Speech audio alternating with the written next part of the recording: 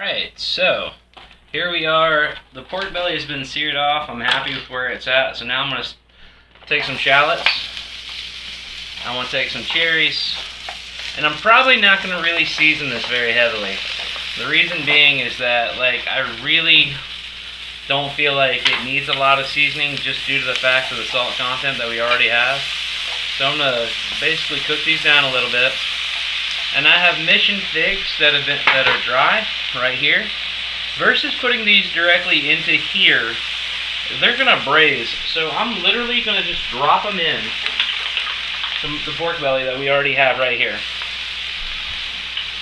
And what we're gonna do with that is that it's gonna basically braise. Now it's gonna braise for a long enough period of time that it's gonna introduce plenty of flavor. Now when it's all said and done, we're also gonna sit there and we're going to puree the braising solution, and we're gonna reduce it down. So that's part of the plan. So notice we go with this. Notice I've got some of the drippings from the pork belly,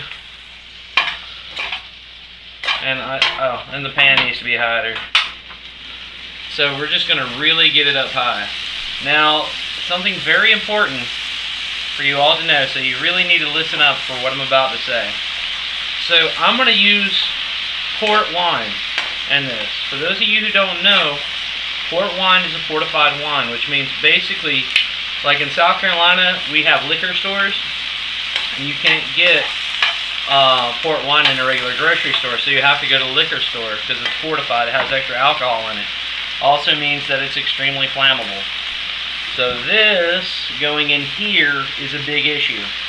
So don't pour directly over your, especially if you have a gas burner. Do not pour directly over, because if you do, you can really cause some trouble. You'll actually probably cause more mischief and mayhem and really just scare yourself or terrify yourself.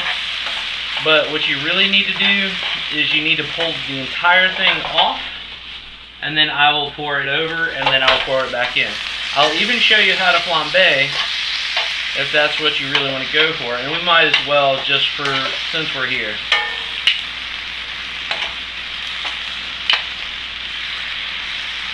And I've got plenty of heat on there. So when you flambe, you really want to get your pan hot. And mind you, you wouldn't flambe in a carbon steel pan. A lot of people do it, but generally you would probably try and use a stainless steel pan to flambe in. I've seen guys use aluminum, and that works too. Copper, yeah. But really, for all intents and purposes, stainless steel is probably the best thing too, because it won't pick up too much flavor. Carbon steel you have to be kind of cautious of, because if you're not, you'll pick up a lot of flavor from your pan, and it can get, if you're not careful, it can get kind of rusty. So what I'm going to do is I'm going to remove it right here and pour it in. Alright? So you can already hear it kind of deglazing a little bit, and then it's going to start picking up. And see, what will happen is generally you'll actually tip the alcohol into the pan, and then it'll catch like that. It wasn't a big flambe, but the idea was to show you the premise of the idea. Pan has to be really, really hot when you do it, because if it's not, then it won't catch fire appropriately. So now what I'm going to do is I'm going to pour it over the pork belly.